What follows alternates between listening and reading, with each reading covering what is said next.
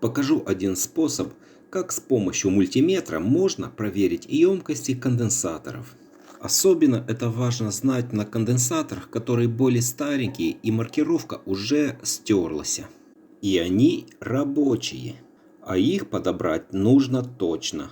На 100 Вт электродвигателя где-то 6,6 микрофарад до 7 микрофарад. Будем проверять и пусковые конденсаторы, и маленькие конденсаторы, и рабочие.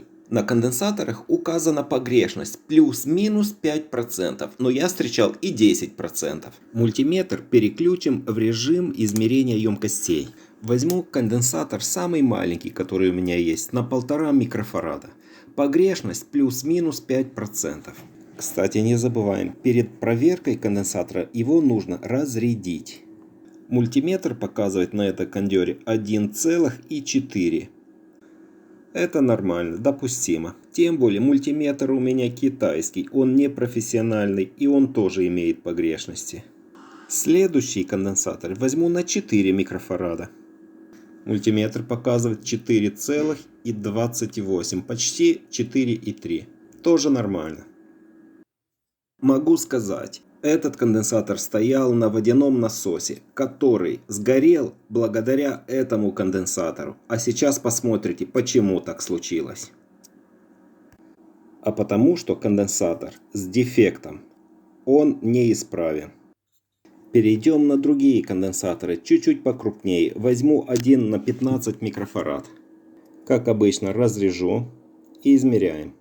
Показания конденсатора 8 микрофарад. Все, конденсатор под замену, он с дефектом. Берем другой кондёр на 20 микрофарад, плюс-минус 5% погрешности. Скорее всего, конденсатор имеет чуть-чуть больше 20 микрофарад, поэтому надо переключить мультиметр на другой диапазон. Идеальный конденсатор. Показание то, что на нем и указано. Отличный конденсатор. Посмотрим и на 35 микрофарад, что он нам покажет. 35,5. Тоже отличный кондёр. Мы убедились, что мультиметр показывает более-менее точно, где емкости чуть-чуть побольше. Приступим к пусковым конденсаторам, где вообще маркировки никакой не видно. Пусковой, без маркировки.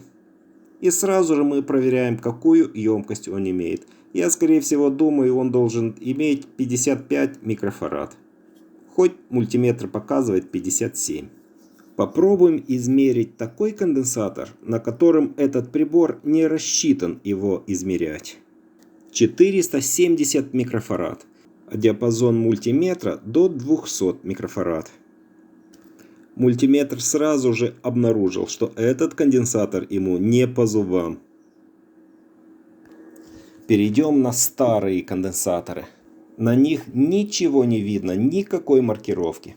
Вот сразу вычисляем, он на 9 микрофарад. Рабочий конденсатор. Вот еще, скорее всего, и эта десятка, но ничего не видно. Проверим.